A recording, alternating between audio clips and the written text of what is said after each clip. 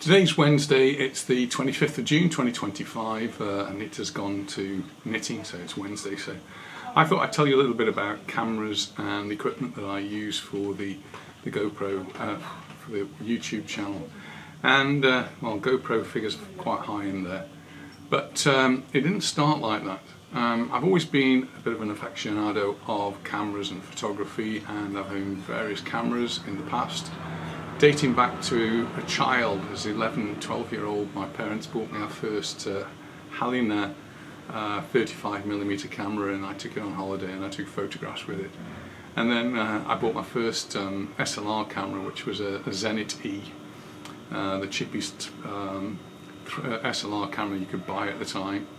And then I progressed on to a Yashica Electro AX, and really proud of that, particularly because of the lens. It had a superb 1.4 lens, which really allowed me to take some good shots with that one. But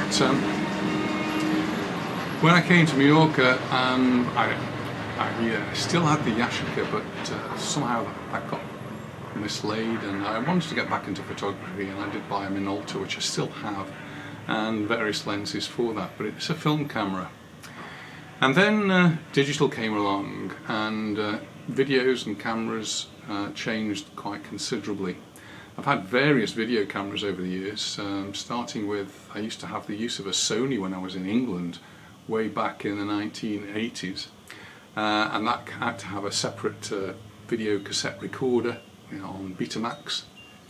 And I bought my first video recorder, which was actually also beta, but it was Video 8 beta, and that was a Sanyo. And then I had various Sony cameras over the years, but all of that is very much before YouTube. And let's just explain to you how YouTube came along. And it really came out of COVID, and with COVID, well, you've got a lot of time to spend at home because you couldn't go out, you couldn't do things that you normally do, and we weren't actually going to work.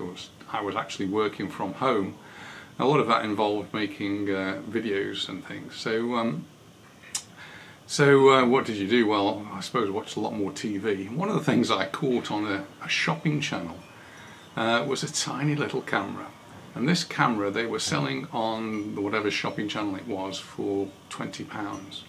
And that seemed ridiculously cheap, and they showed examples of the videos that it could take, and I got really intrigued with it. And I went on to Amazon and had a look to see if I could find this video camera on Amazon, and there it was. And it wasn't £20, it was £9.99, so less than £10 for this camera. So I bought one, and well, this is it. It's been stuck in a box, gathering dust, quite literally gathering dust. And I have done some videos with this. It came with a load of kit with it, which allowed me to take it underwater, so I could do videos while snorkeling. And well, I was really impressed. For £10, the memory card that goes in here cost more than the camera. Anyway, I didn't buy one. I didn't even buy two. I bought loads of them actually, and I gave them away as presents to people so that they could play with them, to nephews and nieces and just people who I thought might have some fun with them. The big issue was if you were actually moving or walking around with it, it wasn't so bad underwater, but certainly when you were walking, it was very jerky. It had got no stabilization whatsoever, and since learned that stabilization, at least for the sort of videos that I do, is extremely important. So my son, who'd been doing a lot of skiing and did some skiing videos, got a GoPro, and I think he probably tried to persuade me to buy one. And I did. It was the Hero 7, which I no longer have. I've given that to my daughter.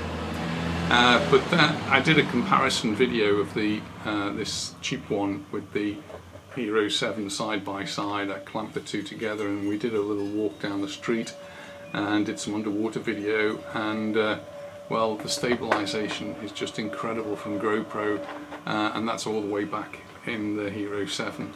So all the early videos were made with that Hero 7, and it worked really well. I then moved on to another camera, which is the 360. I'd seen these 360 pictures and 360 videos, and I was really curious to find out how they work and what sort of camera. and GoPro had a thing called a Fusion, which, well, it looked a bit complicated to use. You had to put the two videos together, a front video and a back video.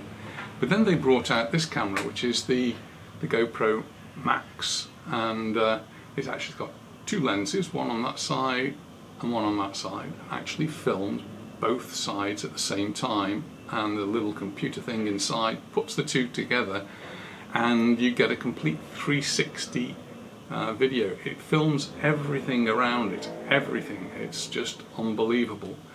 And so I did a lot of videos with that, and I started putting those up, and well, 360 videos are not so easy to watch, and some people, Chris Finch in particular, told me that it's just too hard and he couldn't watch these videos. So I actually created a new 360 channel, and there are lots of videos there if you want to watch some 360 videos. They do take a little bit of learning on how to watch them, but they do give you a lot more to see. You can actually look around all the different angles, and you can look up, you can look down, you can look at me while I'm filming them, all around. They also do 360 photographs, and I've taken quite a few 360 photographs, and those are ones too that you can look around. If you've got a mobile phone and you've got the image on the mobile phone, just moving the mobile phone around allows you to see all different parts of the 360 videos. They are quite amazing. So I've stopped using this to some extent. What I do tend to do now is if I go to a place and I want to stay in one spot and do a video of what's going on around me, they're particularly good for places like churches. I like to go into churches and just set this up. If there's enough light, just leave it on for 5 minutes, and then when you play it back, you can have a look around all inside the church. You can see the people moving around and wandering about, and I think they're quite interesting. So that's what I use the 360 for now. It's not getting so much use. It's quite an old camera now, and GoPro have actually brought out a new camera, which they've just called it the Max, which has got almost no improvements on this whatsoever. One improvement it does have is it has a 1/4 inch mount here on the new one, and I actually fitted this one myself because it just makes life so easy. The GoPro mount is typically these two prongs that come down, and I find these no good for me at all. I know people who've got lots of mounts and things think they're brilliant, they're very, very secure, but for me, I want something that's quick and easy, and just screwing on this is fantastic, whereas putting the GoPro mount on is just too fiddly and quite difficult. This is actually from a rival. It's from Insta360, but this is my main stick that I use. Advantages of this is it's also a tripod, so that I can set it up as a tripod, and it's got quite a long extension as well, so I can do that with it. It won't take any great weight, and I've just been trying it recently with a new camera that I have, and it just can't take the weight of it. It's sort of, if it's extended, it starts settling down like this. So I'll have to think again about that one. So that's the GoPro Max, and then eventually I wanted to update the 7. So actually the GoPro Max, just going back to that, I not only did the 360s with it, I used to do my normal videos with it as well. And because it's got such a wide field of vision, if I use it on the full wide field of vision, it sort of gives a lot of distortion. And most people weren't bothered about it. 1 or 2 people really dislike the distortion. I got around that by just zooming in a little bit, and you tend to lose the distortion. So I still do use that one for some videos, particularly when I'm doing the ones on the top of the car. This is the camera I will actually clamp to the roof of my car and then video as I go along, and that way afterwards I can decide what I'm going to include in the video. I can look around and say, oh, I want to include that, or go from a different angle, or I can look up or look down. It does give you incredible flexibility when you're filming. Eventually I bought a new GoPro, and I'll just take it out of a case that I've got it in to show you. This is the problem of GoPro mounts. They've got this really unfriendly system. these prongs having to fit in here and then a screw to fit in. I know it maybe holds perfectly, but it just fiddle. And anyway, I think the new GoPro, which is 13, is it, has actually got now the 1/4 inch thread as well. So, but anyway, this is actually the GoPro 11, and I've just had to take it out of a case because in the case I don't have the door on the side. So this isn't waterproof. Mine wouldn't be waterproof anyway because the buttons have been so well used they've worn away. But this has got incredible stability, so when you're walking down the street, you know, all this rocking and rolling, it just smooths it all out and magically turns it into a nice smooth video. It will record really high quality 4K video and at incredible smoothness. One of the issues I do have with it though is the sound recording, and I really had problems with sound over the years with all of these, and so what I eventually bought was this, which is like a media. It's called a media dock, and the GoPro just slides into this, and it's got all of the connections in there, and then closes up, and you can see I now have a new microphone, or 2 new microphones, a front one and a back one. And I've got various other little ports as well, one of which is a little microphone port on the back here. And I've used this microphone on the top. It's got a little wind muff, and I actually lost this wind muff, and that really caused me big problems because then I've just got the same problems with the sound and wind making noise on it. So another thing that I purchased was a Rode microphone. This is just a little lav mic. I actually bought the wrong one though. Not knowing about these, this one's TRRS and I needed TRS, so I had to get an adapter. I've had 2 of these. This is a second adapter. That first one broke and caused me more sound issues, but that will actually plug directly into the media thing here, and I've got then high quality microphone that I can stick on my lapel and walk along. Still got a wire dangling all over the place, so that wasn't perfect. So what I went to look for then was something of the wireless type, and this one from Hollyland is the one that caught my eye. It has a microphone, obviously. In fact, it doesn't have one microphone, it has 2 microphones, so you can have. The idea was Anita could have one and I could have the other, and she's really not keen on having the microphone, so I only ever use one. Anita doesn't get recorded very well, unfortunately, because she's never right there. They've got little magnets on the back, and so just with the magnets, it's a bit of a fiddle, but you can just stick them on your shirt or wherever. Or alternative, they've got these little clips, and the clips, well, that can go on your shirt too. I'll just put it on there, and then just with the magnets it just sticks on there. And these have been really quite good, and I think they've given a little bit better quality sound.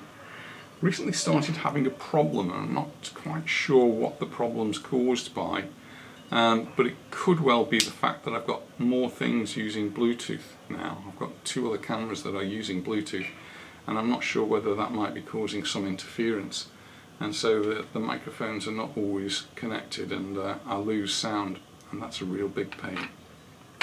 Anyway, they go into this little box which is all magnetic, and it's also a charging station, so it charges them up, and they are battery operated, so batteries are supposed to last about 8 hours. And when I first got it, we set off on a journey, and I left it there, and after 8 hours the battery faded, so I lost all of the sound at the end of the video because it was one that took pretty much all day to film, so no sound at the end of it. So yeah, still problems with sounds, and it's something I'm constantly working on.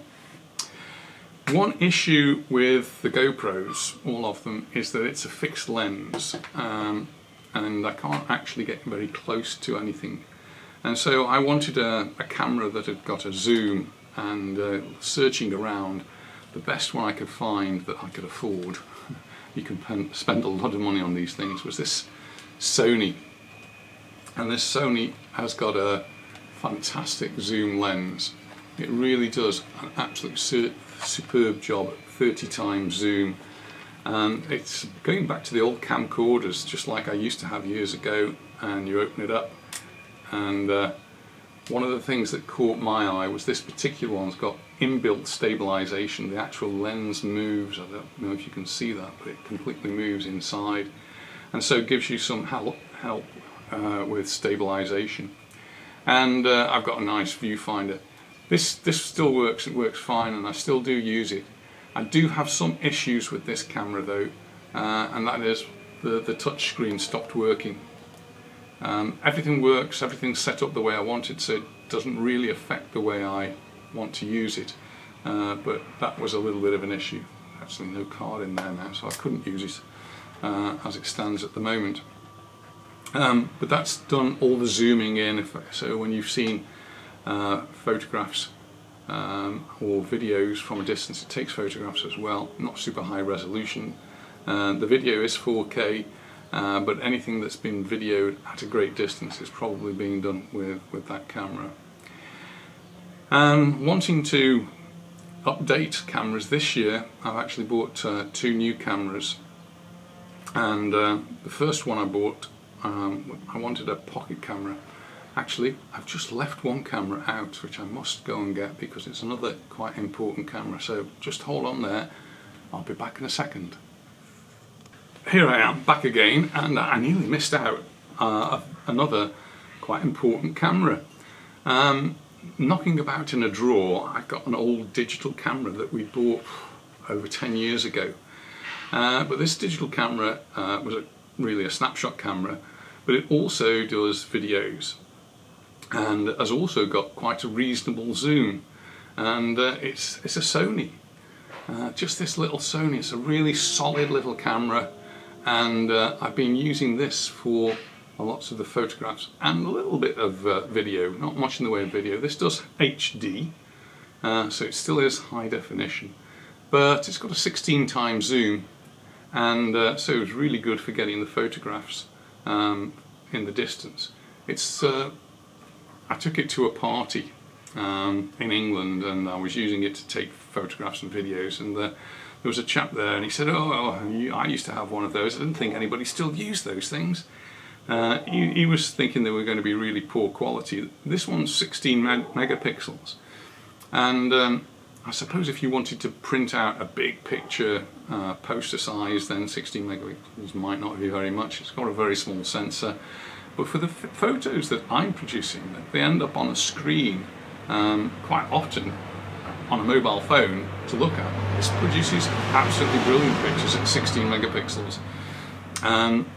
It's not got a huge lens, and it has got a small sensor, but does really quite a good job. So I was really impressed by this one, and it's been my go-to camera. But I did think I really wanted to update it. I wanted another pocket-sized camera that would do a similar sort of job, and they're really quite difficult to get hold of.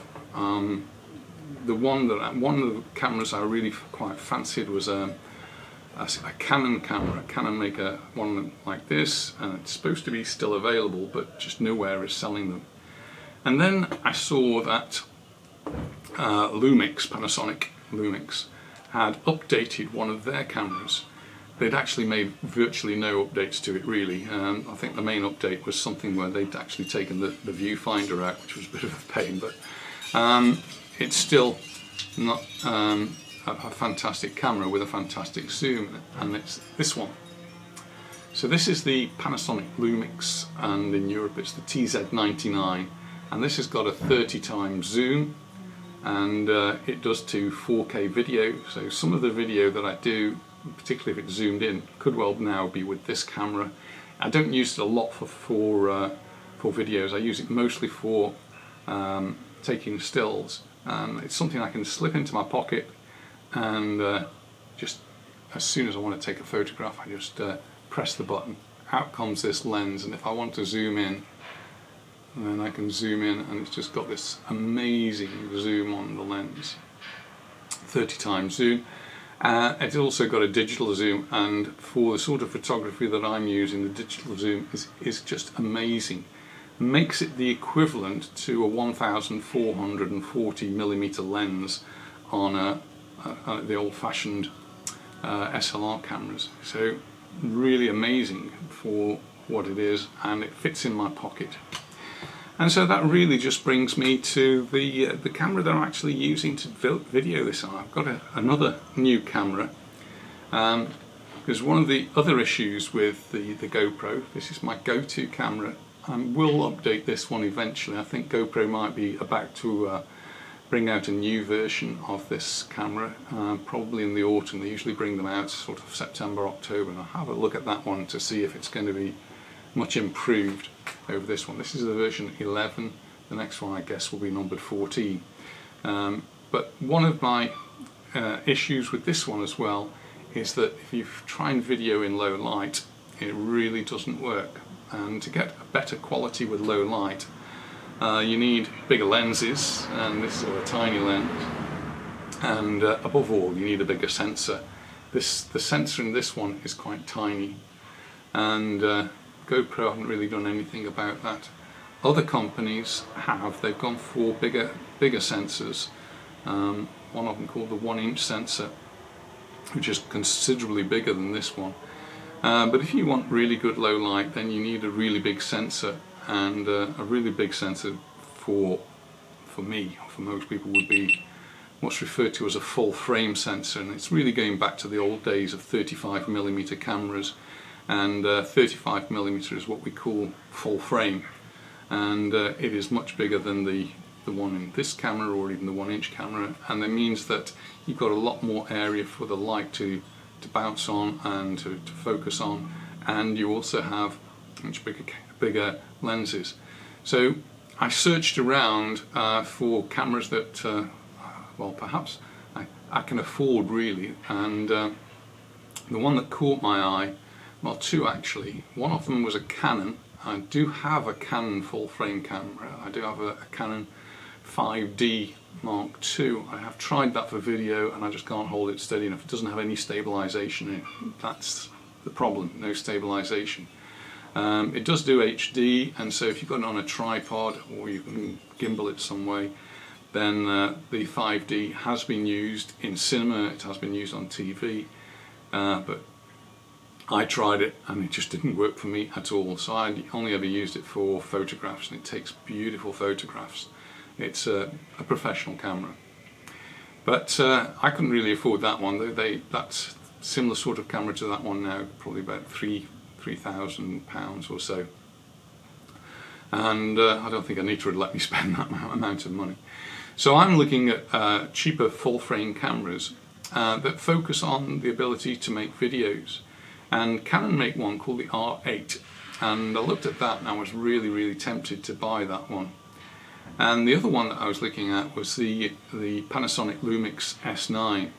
Both cameras got similar sort of capabilities, and the one thing that really made me choose the Lumix was its in-body stabilization. So the camera I'm actually doing the filming on now, which is this one, so I'm filming now. I've got the GoPro here, look, and videoing this camera.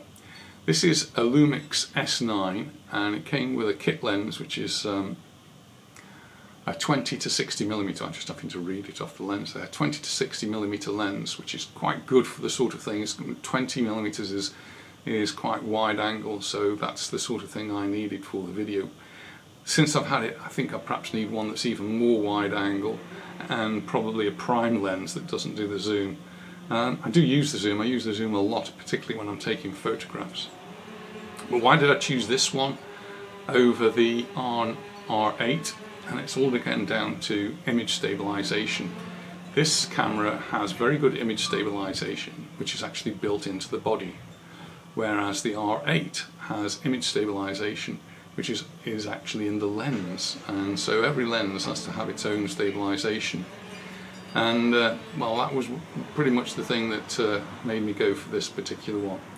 And then the thing that tipped the scale was that Wex, which is a camera sales company in the UK had got an offer on, and the offer was with this kit lens for £999, and so that's the one I bought. And I'm still learning how to use it. When you get a camera like this, there are lots and lots of settings that you can make, and I'm still not right with all of the settings, but hopefully they're going to work for this one. And I don't know how well the GoPro's picking it up, because it's, there you go, maybe out there. Have a look. So I can show you this video from different angles, from me filming it into the GoPro filming this camera. So that's the latest piece of kit that I use, and I'm, well, hopefully set up now for a while. Just a little issue on batteries with the GoPro. They last me just over an hour, or about an hour, but as you've perhaps seen in some of the videos, I've run out of battery halfway through, and my batteries, I get used a lot, and I've had a couple of them swell and get stuck inside the camera, which is a pain to get them out. And so once they start to swell, you've got to get rid of them, you can't use them anymore. And so I've just ordered 2 new batteries. Because we live on an island, you can't get them by airmail, so places like Amazon won't deliver. And so I had to buy them directly from GoPro, and they send them by surface mail, just because they're lithium-ion batteries, and lithium-ion batteries can explode and burn and all sorts of things. So hopefully by Friday I should get my 2 new batteries, and that'll keep me going for a little bit longer, and hopefully take them on the trip with me that we're going on to in the next couple of weeks. Anyway, I think that's my kit all explained. If I've left anything out, I'll have to make a little additional video. But I hope you found this interesting, and look forward to seeing you in the next one. So, no Anita on this one, but there we are. Thanks for watching. Bye for now.